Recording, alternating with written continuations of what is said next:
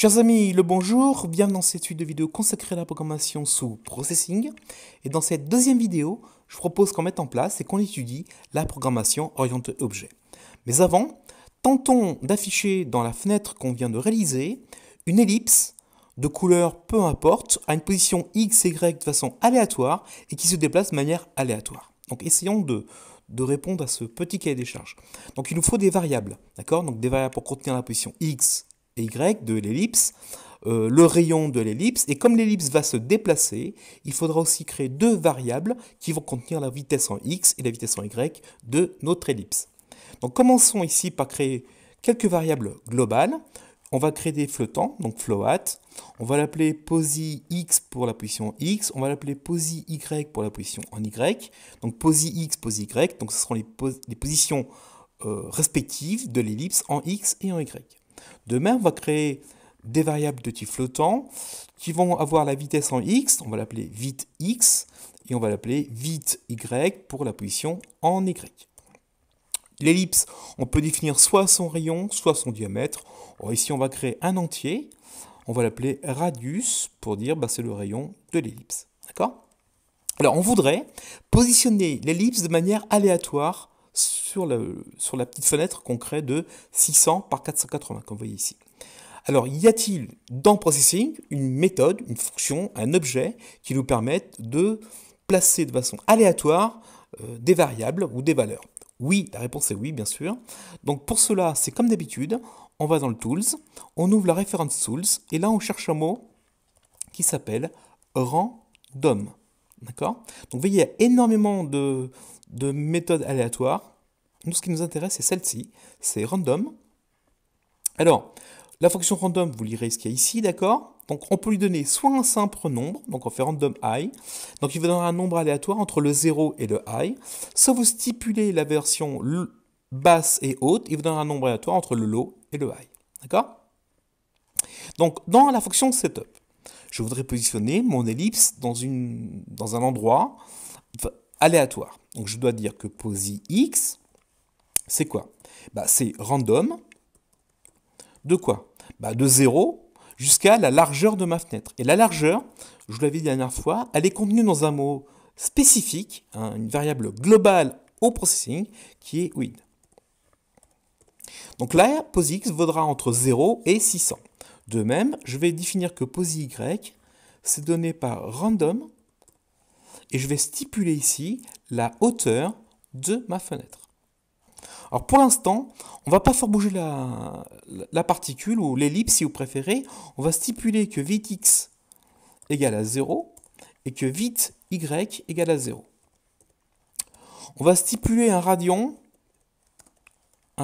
de 20 pixels par exemple. Voilà. Maintenant, il faut afficher cette fameuse ellipse. Alors, comment faire? C'est comme d'habitude, on prend le tools référence et on vient taper là-haut. Ellipse. Voilà. Alors, vous voyez tout de suite un petit exemple. Donc, l'objet s'appelle ellipse ou la fonction s'appelle ellipse. D'accord? Donc, il suffit de faire ellipse. Il attend 4 paramètres qui sont A, B, C, D. Donc, le A, c'est la position X de l'ellipse. B, c'est la position Y de l'ellipse. C et D, ce sont la hauteur et la largeur de l'ellipse. Donc, il y a deux modes pour dessiner l'ellipse. Soit vous donc ils sont ici, les ellipses modes. Soit les deux principaux sont le center, donc elle est définie par rapport au centre de l'ellipse, donc le X, Y définissent le centre de l'ellipse, ou bien en mode corner, et le X et Y définissent le point en haut à gauche. D'accord? Donc principalement, une ellipse, on va utiliser le mode plutôt center. Donc je viens ici, en dessous de tout ce que j'avais fait pour calculer le frame par seconde, je vais faire maintenant ellipse. Voilà. Je vais stipuler la position X. Comment s'appelle-t-elle? Elle s'appelle posx. Ensuite, je stipule la posi Y. Ensuite, je stipule quoi? Je stipule le radius. Et là, on va faire une ellipse plutôt circulaire. On va donner le même radius ici. Mais attention, nous, ce qu'on voudrait, c'est une certaine largeur. Donc, on n'oublie pas de multiplier par 2 le rayon pour avoir le fameux diamètre. Et ici également, on va multiplier par 2 le radius pour qu'on ait le diamètre. On sauvegarde, on lance la petite chose, CTRL R. Donc j'ai une fenêtre qui apparaît de ici, en remontant, on a créé une fenêtre de 600 par 480. Donc le 00 est ici. N'oubliez pas que dans une coordonnée ici graphique, le 00 est ici. Ici, vous avez les axes 10 qui se déplacent. Donc ici, vous avez le 600 pixels. Et vous revenez ici à 00. Ici, vous aurez tout en bas, 480 pixels. Il n'y a pas de X négatif, il n'y a pas de Y négatif. Et vous voyez, on a dessiné l'ellipse de façon aléatoire. Donc si j'arrête là, si je relance la chose, et je vais trouver une ellipse qui va se déplacer dans la fenêtre. Dire, ouais, mais l'ellipse, elle est blanche, on ne peut pas mettre de la couleur. Évidemment que si, on peut mettre de la couleur. Alors, comment définit-on une couleur sans processing? Pareil, les amis, on va dans le Tools, Reference Tools, et les mots qu'il faut rentrer ici sont les mots Fill, comme remplir. Donc ici, quand vous définissez la couleur, vous définissez Fill, c'est-à-dire de quelle couleur va-t-on remplir l'objet considéré. Donc ici, l'ellipse. Donc si vous faites Fill, vous lui passez le R, le G et le B. Ou bien vous lui stipulez ici un niveau de gris. Donc Fill permet de dessiner, de colorier, si vous préférez, l'objet considéré. Mais on peut également décider de ne pas colorier l'objet. Et donc il faudra faire un No Fill. No Fill dit en fait, tu vas créer ici un cadre. Ici, vous avez un cadre vide. Donc, si je fais No Fill, eh bien, mon ellipse n'aura pas de couleur contenue. D'accord? Donc, Fill, pour remplir d'une couleur qu'on désire, l'objet qu'on a stipulé, et No Fill, eh bien, on ne veut pas du tout de couleur. On peut également stipuler ici le Stroke. Donc, vous tapez Stroke ici. Donc, Stroke, c'est la couleur du contour. D'accord? Donc votre objet elliptique, il a une surface, donc on l'a coloré avec le fil, et on peut définir aussi également la couleur du contour en faisant un stroke. Donc pareil, un R, un G et un B. Et si vous ne voulez pas que votre figure ait un contour, vous le stipulez no stroke. D'accord? Donc par exemple, non ellipse, ici, on va descendre ici, on va stipuler qu'on ne veut pas de contour, donc on va faire un no stroke. Voilà, je veux pas qu'il y ait de contour colorié. Et je vais stipuler une couleur, par exemple, je sais pas moi, un petit turquoise, un petit comme ça. Donc 200, 0200. Je pense que ça fait un petit violet. CTRL S, CTRL T pour remettre tout en place. CTRL S pour sauvegarder. Et CTRL R pour relancer la chose. Voilà, un petit violet ici. D'accord? Alors, tentons maintenant de la faire bouger, cette ellipse. Mais vous sentez bien qu'on va, pour l'instant, on va remplir ici la fonction draw, on va dessiner, on va colorier. Bon. On va déjà un peu découper notre projet. Donc on va créer deux fonctions, une qui va être spécifiquement dédiée au mouvement de nos objets et une qui va être spécifiée au dessin de nos objets. Je m'explique. Donc ici, au-dessus de setup, on va créer une fonction, donc void. On lui passera rien comme argument, enfin, elle ne donnera rien comme argument, void, et on va l'appeler update, comme mise à jour. Et par contre, on lui passera le dt. Donc le dt qu'on aura calculé au préalable. Voilà, pour l'instant, on va laisser vide. Et une autre fonction qui est très importante, c'est le dessin. On peut l'appeler show, on peut l'appeler draw, mais draw, c'est déjà celle-ci, on ne va pas appeler draw. Donc on peut l'appeler show, moi je vais l'appeler render, comme rendu. Pareil, on n'oublie pas les accolades. Donc je vais utiliser ces deux fonctions, cette fonction-là pour mettre à jour mon ellipse dans ma fenêtre, et puis cette fonction-ci pour dessiner l'ellipse dans ma fenêtre. De fait, il faut que j'appelle ces deux fonctions. Où vont-elles être appelées? Et vont être appelées de façon successive. Je vais faire update, après rendu. Update, render. Update, render. De fait, je viens ici. Donc, je vais prendre tout ce que j'ai ici. Donc ça, c'est le dessin de mon ellipse. Je vais le copier dans la fonction render. C'est elle qui va utiliser, qui va faire que ça se dessine ici. D'accord? On décide de dessiner l'ellipse ici. Et dans ma fonction update, eh bien c'est là où je vais faire bouger mon ellipse. Mais avant, on va redescendre ici. Ici, je vais appeler la fonction update. Qu'est-ce qu'elle attend? Elle attend le dt, donc la période de rafraîchissement de l'écran. Donc je lui passe le dt. Et ensuite, quand j'ai fait bouger mon ellipse que j'aurai dans ma fonction update, je vais faire render. Donc pour l'instant, je n'ai rien changé à mon programme d'origine, j'ai juste créé deux fonctions pour rendre le programme un peu plus lisible et ne pas tout mettre en paquet ici dans la fonction draw. Donc CTRL S, CTRL R, ça doit marcher de la même façon. Et j'ai une ellipse qui est pourtant figée, mais qui est de façon aléatoire en x et y. Faisons-la bouger, cette ellipse. Alors, pour faire bouger un objet, que faut-il? Si vous vous rappelez de vos cours de physique, la vitesse, c'est la dérivée de la position par rapport au temps. Donc, la vitesse, si je donne une vitesse x, si je donne une vitesse y, il suffit que je mette maintenant la position x qui sera référent par rapport à la vitesse x. Alors, on ne va pas se prendre trop la tête, on va dire que vtx égale random, donc on va lui donner une vitesse aléatoire entre moins 50 pixels par seconde et 50 pixels par seconde. Et de même, je vais mettre une vitesse y, de même, random, je vais faire tourner moins, je vais faire 20 pixels par seconde jusqu'à plus 20 pixels par seconde. Bien. Maintenant que j'ai la vitesse x, j'ai la vitesse y. Il faut maintenant que je fasse bouger l'ellipse. Pour ça, qu'est-ce que je fais? Donc la vitesse, c'est la dérivée de x par rapport au temps en x, et la vitesse en y, c'est la dérivée de y par rapport au temps. Donc, on résume, la position à l'instant x, ce sera la position à l'instant x actuelle, plus la vitesse x de ma particule ou de mon ellipse, fois le temps qui passe. D'accord? Donc la vitesse est la dérivée de la position par rapport au temps. De fait, la position, c'est la position ancienne, et je lui rajoute maintenant la quantité Vx fois dt. De même, les amis, en position y, c'est la position y. Alors, on va aller plus vite parce qu'on ne va pas taper ça à chaque fois. On va faire plus égal vitesse en y fois dt. Donc, à chaque frame, on va appeler cette fonction update. Et que fait cette fonction update? Eh bien, elle met deux vitesses de façon aléatoire sur la particule et on positionne la particule en x et y par rapport à la vitesse qu'on a obtenue au-dessus. D'accord?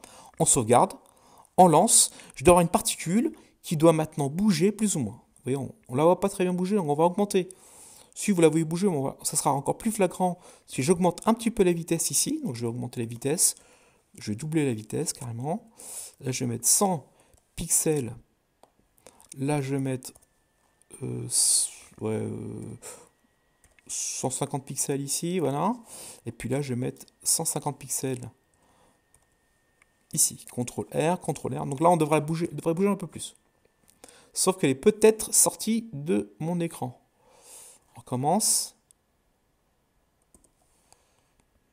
Voilà. Parce que je n'ai pas mis de limite, hein. Elle peut sortir de... Là, pour l'instant, elle est positionnée par rapport à ma fenêtre, mais la vitesse bougeant, si mon ellipse est d'ici, elle peut partir vers la gauche ou vers le haut, vers le bas. Je n'ai pas limité mon ellipse, pour l'instant, je ne la limite pas à ma fenêtre. D'accord?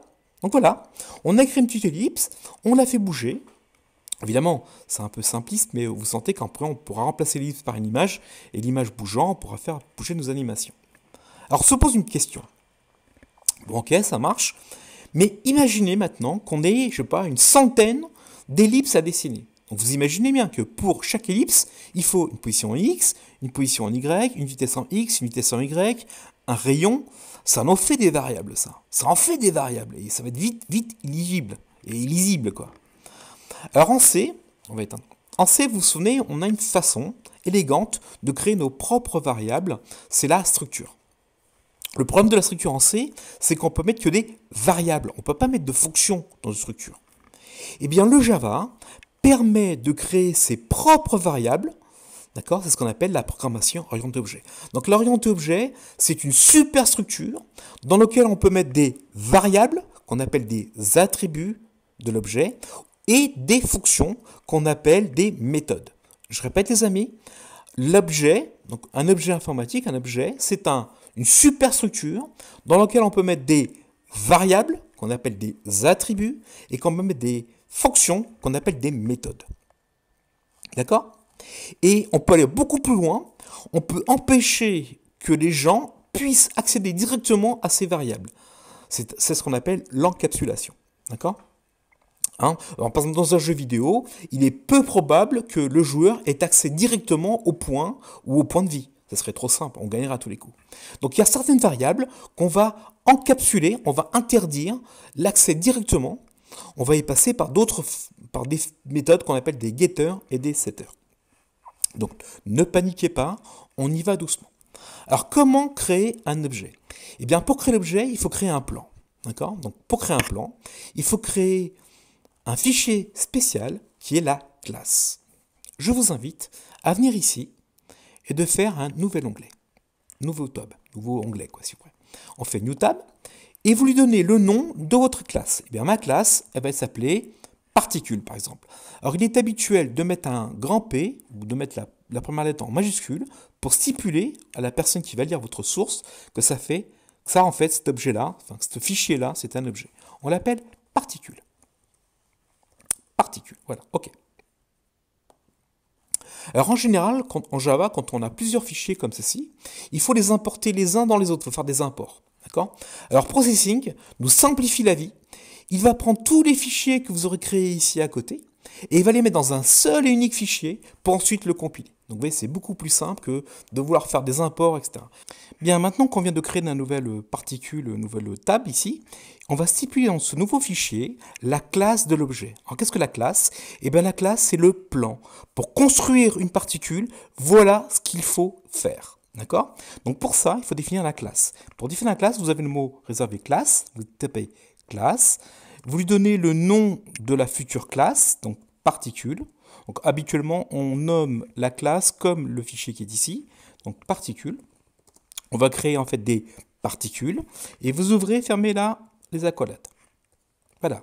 Et maintenant, il faut placer entre ces deux accolades et les méthodes et les attributs. D'accord? Donc il y a 2 ou 3 ou 4, il y a plusieurs façons de créer des particules. Eh bien, ça s'appelle des constructeurs. On va définir ici les méthodes constructeurs. Par exemple, alors comment définit-on les constructeurs? C'est très simple. Il n'y a aucun mot devant, donc il n'y a pas de void, il n'y a pas de int, il n'y a pas de float, et ils se nomment comme l'objet proprement dit. C'est-à-dire, je vais construire le premier constructeur. Je peux construire une particule comme ceci. Je peux faire particule, entrée, comme ça. Donc je fais ici un objet particule par défaut. Je ne passe aucun argument ici à mon constructeur, ça s'appelle un constructeur. D'accord? Donc je mets un S parce qu'on peut avoir plusieurs constructeurs. Et là, on va en faire 2. Donc là, j'ai une façon de construire des particules, mais je peux avoir une autre façon de créer des particules. Je peux faire cette façon-ci. Par exemple, je peux lui passer à ma particule, je peux lui passer une position X d'origine, et je peux lui passer une position Y d'origine, et je peux lui passer, par exemple, un radius d'origine. Donc vous voyez, on peut lui spécifier à la construction de la particule différents arguments, comme par exemple ici je vais spécifier la position X et Y de ma particule que je vais construire, et je stipule ici également le radian, le radius, donc le rayon que je veux lui passer. On va simplifier un peu les choses, pour l'instant on ne va pas lui passer le radius, on va juste lui passer le X, le Y, d'accord? Bien. Alors là on vient de créer 2 méthodes particulières que sont des constructeurs, d'accord? Alors, quelles sont les autres méthodes importantes qui existent dans la particule? Alors, si on se réfère à ce qu'on avait fait tout à l'heure, la particule bougeait. On avait créé tout à l'heure une fonction qui s'appelle update. Et il faut dessiner à l'écran la particule. On avait créé une fonction render. Il est probable que les particules doivent bouger, donc il y aura besoin d'une fonction update, et il faut que les particules s'affichent à l'écran. Il y aura forcément une fonction de rendu, une fonction de dessin, une fonction de show, etc. Donc on va créer 2 méthodes particulières. Attention, c'est des méthodes, ce n'est pas des constructeurs. De fait, là, il faut qu'on stipule si on renvoie ou pas un résultat. Donc on fait une fonction update, donc on fait un void update, et bien sûr, on attend de recevoir en argument le temps qui passe pour ensuite mettre à jour les positions éventuelles de la particule. Donc je vais créer une méthode qui s'appelle update, qui appartient à mon objet future particule. Donc update est lié à particule, et on va créer une fonction aussi void render. Mais là j'ai créé 2, mais je peux en créer autant que je veux, vous avez bien compris.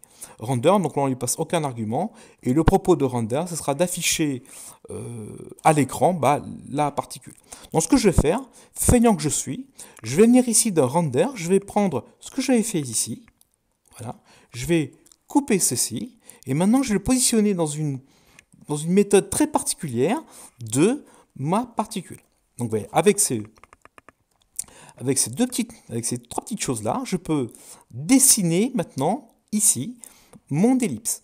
Mon ellipse, elle va bouger, donc il faut que je vienne ici. Je suis feignant, je vais prendre toutes ces petites choses-là, mais on va voir qu'il y a déjà des petits soucis. On vient ici, on va dans particules, on se met dans update, ici, et on va faire ceci. On va faire une petite mise à jour. Ici, on va enlever ça. De fait, je n'ai plus besoin du rayon, je n'ai plus besoin de la position X, je n'ai plus besoin de la position Y, ça, tout ça, ça peut dégager. Voilà, et bien sûr, dans le render, je l'avais déjà enlevé. Parfait. Retournons dans ma particule. Alors là, il va se poser un gros problème. Et ici, le programme, il vous dit là, vite X, je ne sais pas ce que c'est, vite Y, je ne sais pas ce que c'est, pose X, je ne sais pas ce que c'est, etc. Et tout ce qui est affiché en rouge, là, a priori, il ne comprend pas ces variables. Alors, vous êtes bien conscient que vite X, vite Y, pose X, pose Y, etc., ce sont des attributs de particules. D'accord? Ils sont contenus, ils appartiennent à particules. Et donc, on va créer des attributs à particules. En programmation objet, on peut créer des attributs de type privé ou de type public. Ce qui est public est donc public, donc tout le monde peut accéder à ces attributs par rapport à particules. Mais en général, alors ce qui n'est pas forcément vrai sous processing. Le processing, c'était un environnement pour les gens qui sont pas très forts, enfin qui débutent en informatique. Donc pour simplifier un peu les choses, sous processing, beaucoup de méthodes d'attributs sont publiques. Alors nous, on va essayer un peu s'opposer à cette façon de faire. Il est habituel de mettre les attributs d'une classe privée. D'accord? Mais vous dites, ouais, mais si c'est privé, comment je vais y accéder d'après? Ben, vous allez voir. Donc pour l'instant, on va faire que toutes nos méthodes, toutes nos attributs, alors pas les méthodes, parce que sinon c'est compliqué, et tous les attributs d'une classe, on va les rendre privés. Alors comment fait-on des attributs? C'est très simple. Ici, avant d'appliquer les constructeurs, vous écrivez vos attributs. D'accord? Donc vous écrivez le mot private, donc c'est-à-dire que je vais créer un attribut de type privé. Le type, donc c'est un flottant, et il s'appelle posix, point virgule. Je vais créer un attribut de type privé, float, de type flottant, posix. Je vais créer également un attribut flottant de type privé qui s'appelle vitx. Je vais créer un attribut flottant privé vit y. Et enfin, je vais créer un entier, on va l'appeler radius, et on va également créer une variable de type couleur pour ensuite mettre la couleur qu'on veut. Donc private color. Donc color, c'est un objet conçu par processing. On va l'appeler C. Voilà. Donc je viens de créer tous mes attributs.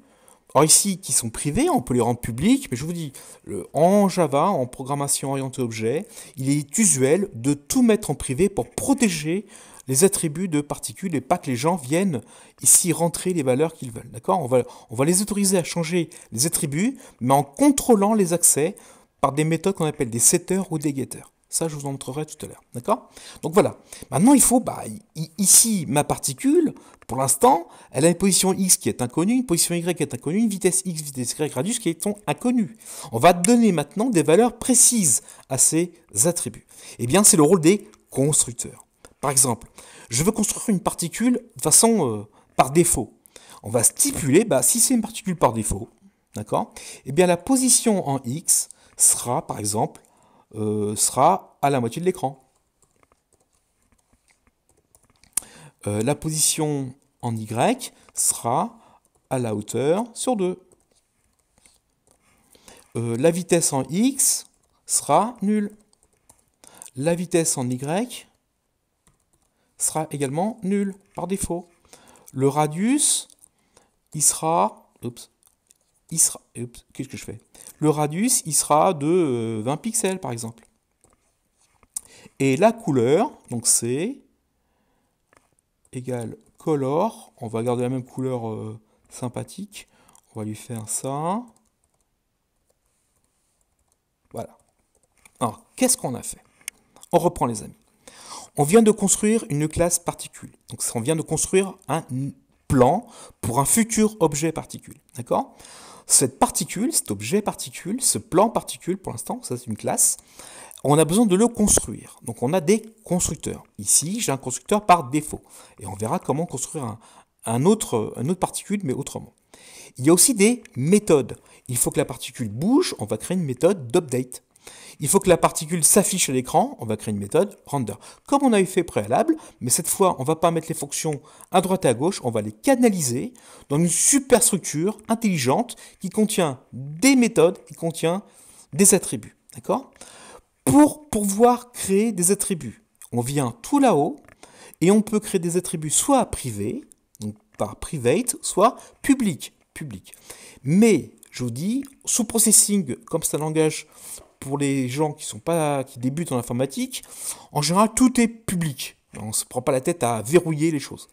Nous, on va commencer à prendre des bonnes habitudes en programmation orientée objet Java. On va rendre nos attributs quasiment tous privés. D'accord ? Comme ça, plus tard, quand vous ferez, si vous faites de la programmation plus conséquente en Java, eh ben, vous aurez déjà les bonnes habitudes. D'accord ? Eh bien, ici, j'ai donc créé tous mes attributs privés en leur stipulant des noms. Par exemple, la position X, position Y, la vitesse X, vitesse Y, le radius. Et la couleur. Et maintenant, je vais construire ma particule. Donc, je ne pense pas d'argument. Je vais construire une particule qui se situera au milieu de l'écran en X, au milieu de l'écran en Y, sans vitesse en X, sans vitesse en Y, avec un radius de 20 et une couleur définie. D'accord ? Si je veux construire une particule en stipulant le X et le Y, eh bien, qu'est-ce que je vais faire ? Je vais dire que la position X, c'est ce que je lui passe en argument, que la position Y, c'est ce que je lui passe en argument. Par contre, tous les autres termes qui sont ici restent les mêmes. Donc, je suis feignant, je fais un copier. Donc, pour l'instant, mais je pourrais avoir d'autres façons de construire. Pour l'instant, je n'ai construit qu'une particule que de deux façons. Soit de façon default, je ne lui passe aucun argument, et par contre, à l'intérieur de la particule, elle va être capable de se positionner au milieu de l'écran en X et Y, sans vitesse, et avec un radius de 20 et avec une couleur donnée. Soit je décide de construire une particule en lui stipulant précisément où je veux qu'elle se situe, donc je lui passe directement le X, le Y que je désire. De fait, je positionnais l'attribut qui était sa position X égale XP, son attribut position Y en Y, etc. D'accord ? De fait, quand j'appellerai sa méthode update, eh bien la vitesse va changer ici, par rapport, et il vient positionner son X, son Y. Quand je voudrais afficher, si j'ai fait le rendu avant, eh bien j'aurai le render après. D'accord ? Donc ici, on va changer ça.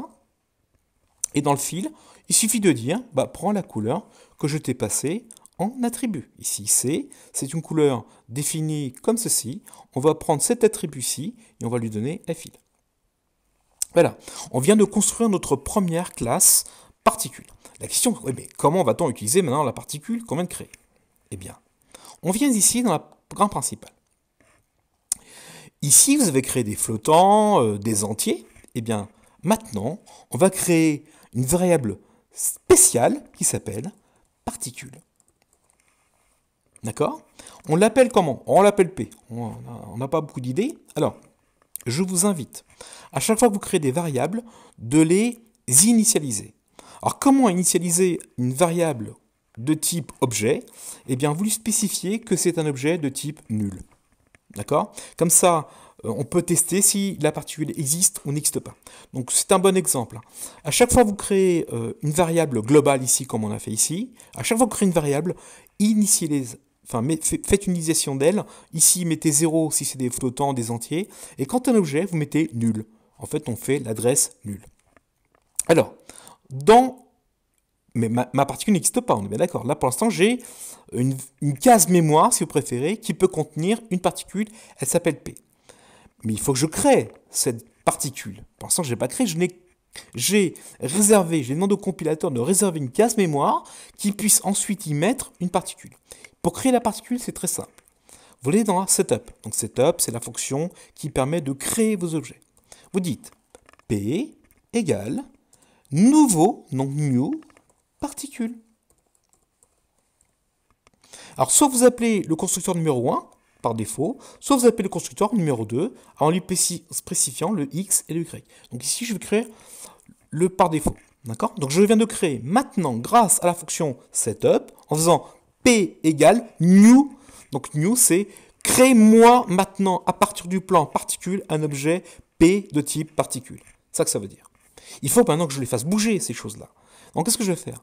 Eh bien, dans la méthode update, il faut que j'appelle la fonction update qui appartient à particule.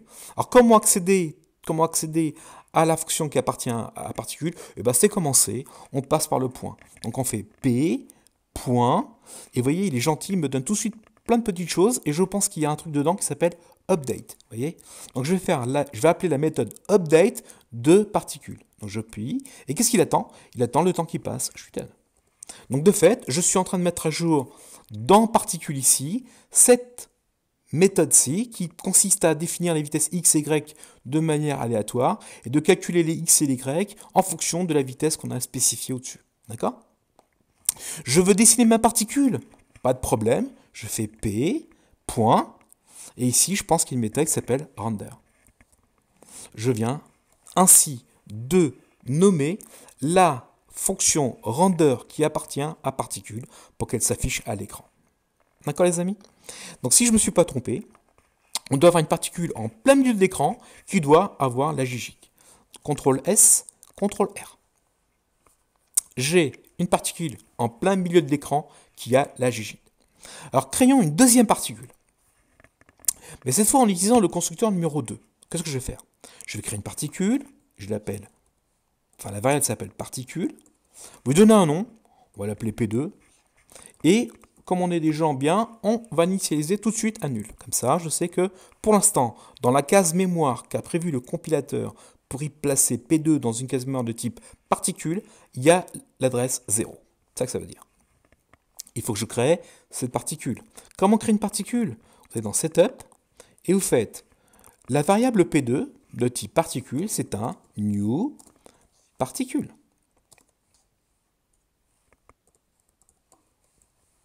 Et là, on va lui passer des positions x et y. Donc, je sais pas, on va lui mettre va à 100 et va à 200. Donc, après, vous lui passez ce que vous voulez. D'accord? Donc là, je lui dis, ma P2, ma particule P2, est une particule, mais qui est construite en utilisant le constructeur numéro 2. Donc, on lui spécifie ici la position x, la position y. De fait, il sera directement à l'instant à 100 pixels en x, 200 pixels en y. D'accord? Mais pour l'instant, elle ne bouge pas, elle n'est pas affichée.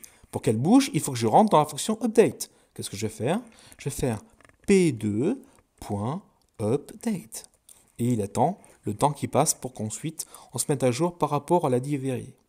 Ici, il faut que j'affiche ma particule P2. Je fais P2.render. Je dois avoir maintenant deux particules, de même couleur. Une qui est un peu aléatoire, non, elle n'est pas aléatoire, elle est en milieu de l'écran, mais elle bouge de façon aléatoire. Et l'autre qui commence à 200 et 200 et qui bouge également de façon aléatoire. En tout cas, je dois avoir deux particules cette fois. CTRL S, CTRL R. J'ai deux particules. Tu vois, mais elles ont la même couleur. Comment fait-on pour changer la couleur? Parce que si on regarde bien, dans particules, l'attribut color, il est privé. Donc je ne peux plus accéder à privé, donc à color. Alors comment fait-on pour changer ça? Alors, il y a deux façons. Soit vous pouvez bâtir un constructeur dans lequel vous lui passez la couleur. D'accord? Donc si je pourrais faire une particule, un constructeur numéro 3, je pourrais y passer le X, le Y, je pourrais y passer le rayon, la couleur. Donc on peut faire comme ça. Ou bien on va décider de passer par des setters et des getters. Donc ce sont des méthodes qui permettent de positionner un attribut à une valeur stipulée dans une fonction ou de recevoir une valeur stipulée dans une fonction. Je m'entends. Ici, on va créer un premier setter. Alors qu'est-ce que setter? Donc set c'est pour mettre, get c'est pour récupérer. Moi je voudrais une fonction qui change la couleur. D'accord? Qui change la couleur. Donc c'est une fonction qui appelle rien. Donc void set. Alors en général pour les setters on met set et pour les getters on met get. Set color. Donc ça veut bien, pardon. Color, ça veut bien dire ce que ça veut dire. Hop, je sais pas écrire. Color. Donc set color. Il attend quoi? Ben, elle attend une couleur. De même, je pourrais dire la couleur, je pourrais lui passer directement l'objet color. Alors là, on ne va pas se prendre trop la tête, on va lui dire, je te passe le R, je te passe le G, je te passe le B. D'accord, je lui passe les trois composantes, le R, G, B. Et avec ça, on va dire quoi? Ben, je voudrais maintenant mettre à jour la couleur que je veux. Donc la couleur, n'oubliez pas, dans mon attribut, elle s'appelle C. Alors j'aurais pu l'appeler autrement, mais on l'appelle C. Bah, de fait, je vais mettre à jour le C. Comment mettre à jour le C? Et ben, le C, c'est color avec le R, avec le G, avec le B. Et comme j'aurai ici changé le C, donc la couleur, quand il va s'afficher, il va prendre la nouvelle couleur. Donc de fait, grâce à ma fonction de setColor, je peux changer la couleur de mes particules directement, sans changer l'attribut color, parce qu'elle est privée. D'accord? Donc si j'avais rendu la variable ici color publique, j'aurais pu faire p2.c égale quelque chose. Mais je ne peux pas faire p2.c parce que c, c'est la couleur, mais elle est privée. Je ne peux pas accéder directement à color. Par contre, je peux accéder via une fonction qu'on appelle le setHeure. Donc ici, setColor. Exemple, ici, si je veux changer la couleur de 2, donc la construction de la particule numéro 2, ici, je vais faire p2.setColor, enfin il a retrouvé le color, et je vais lui donner une couleur, je sais pas, il va lui donner une couleur plutôt jaune, voilà, comme ça. Et il est probable que la particule numéro 2, maintenant, est une couleur de type jaune. Par contre, l'autre particule P1, on n'a pas changé la couleur de P, le petit P, on n'a pas changé la couleur de petit P, de petit P reste toujours la même couleur. CTRL S, CTRL R.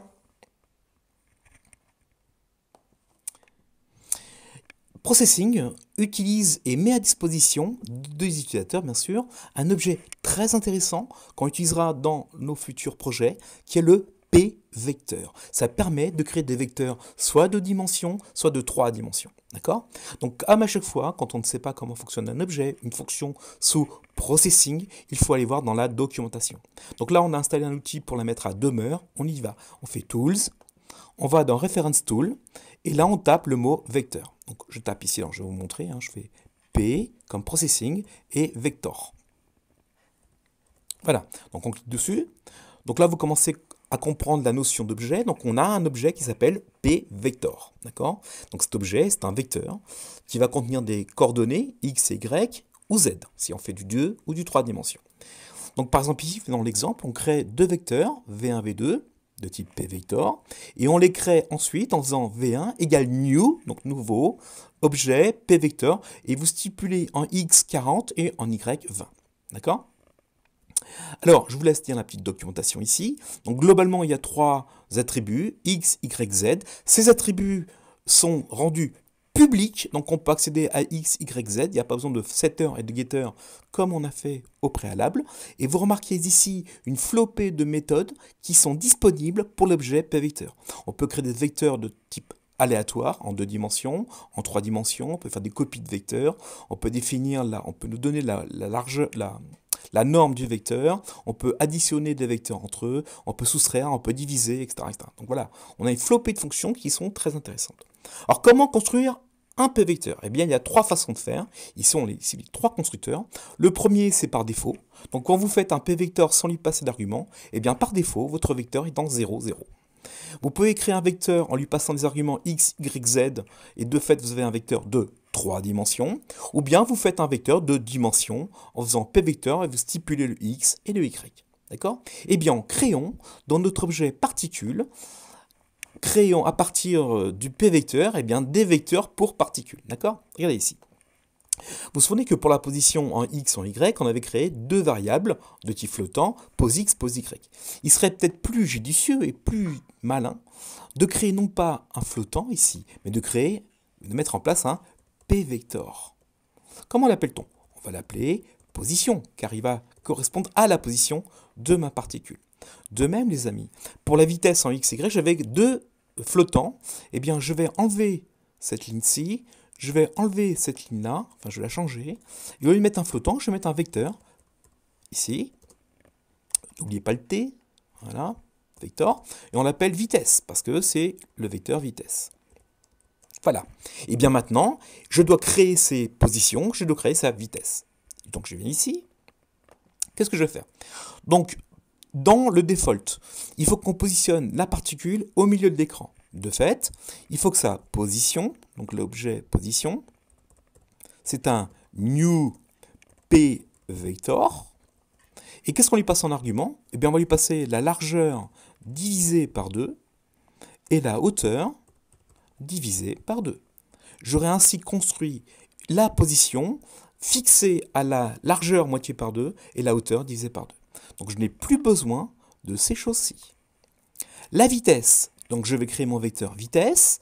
Donc vitesse, c'est quoi? C'est un new p vector. Et je ne lui passe pas d'argument. De fait, par défaut, on aura une vitesse en x et une vitesse en y qui sera contenue dans vitesse, ici l'objet vitesse, le p vector, nul.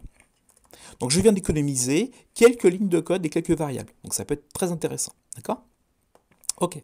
Alors maintenant, on va faire un petit peu d'espace. Ici, on fait un petit peu de rangement. Ici, la particule, quand je prends le deuxième constructeur. De même, alors comme je suis quelqu'un de feignant, je vais prendre ces deux lignes-ci, je vais faire des CTRL-C, je vais venir tout en bas, je vais faire des CTRL-V, et ici, au lieu de passer la largeur divisée par 2, je lui passe simplement le XP. Et si au lieu de passer directement la hauteur divisée par 2, je lui passe directement la YP que je reçois. Donc ça peut disparaître, et ça peut disparaître. Voilà. Donc vous voyez, on a transformé les deux flottants vitesse, les deux flottants en position, avec deux vecteurs maintenant, position et en vitesse. Alors comment maintenant va-t-on modifier la position de la particule et comment va-t-on faire pour que ça joue sur la vitesse? Eh bien, c'est un petit peu la même chose, sauf que maintenant, la vitesse selon le x est contenue dans vitesse. Donc il faut que je fasse vitesse, point x, n'oubliez pas que l'attribut x, il est public. De fait, je peux accéder directement à x. C'est quoi? Eh bien, c'est ce que j'avais écrit en dessous. Donc la position, la vitesse en x, ce sera random de moins 100 pixels par seconde ou 100 pixels par seconde. De même, ici, le vy s'écrit maintenant vitesse point y égale random de moins 150 plus 50. Mais le POSIX n'existe plus maintenant, le POSIX. Le POSIX maintenant c'est position. Mais le position de qui? De position de x. Donc position.x égale. On va simplifier un peu l'écriture, on va faire position x plus égale. Quelle vitesse? Ben, la vitesse, ce sont les x. Vitesse.x fois dt. D'accord? Et la position en y, donc la position donnée par l'attribut y, position.y, plus égale la vitesse selon l'axe y cette fois, donc vitesse, ça c'est l'objet p vecteur, et je prends dedans l'attribut y. Parce que là, j'ai un égal de trop. Ok. Donc j'ai, dans la fonction update, je mets ici en place les vitesses selon les x, la vitesse selon y, qui contient x, qui contient y par rapport à vitesse. Je calcule la position x en fonction de la position précédente et la vitesse qui est donnée maintenant, et le temps qui passe. Et la position y, c'est la position précédente, plus la vitesse selon l'axe y par rapport au temps qui passe. Je dois dessiner ma particule. PosX, que devient-elle maintenant PosX? Eh bien, ça devient tout simplement position.x. Et le pos y, que devient-il? Il devient position.y. CTRL-S. D'accord? Donc j'ai juste changé un tout petit peu les variables flottantes. J'ai maintenant utilisé des P vecteurs, des objets fournis par Processing. Alors comment utiliser la chose? Donc si je ne dois... Si ça marche, enfin si je n'ai pas fait de bêtises, ça doit marcher de la même façon. D'accord? Donc regardons ça. CTRL-S, CTRL-R. Effectivement, j'ai ici... J'ai changé la couleur, je suis passé du bleu au jaune. Donc ici, j'ai mes petites particules qui se mettent à jour. D'accord? Alors, imaginons qu'on veuille afficher dans la console la position actuelle de ma particule. Comment afficher dans la console donc ici, la position actuelle de ma particule.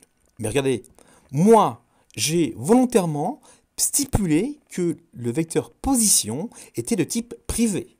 Donc on ne peut pas théoriquement accéder à position parce qu'il est privé. Que va-t-on faire? On va faire un getter. On va créer une fonction qui renvoie le vecteur position.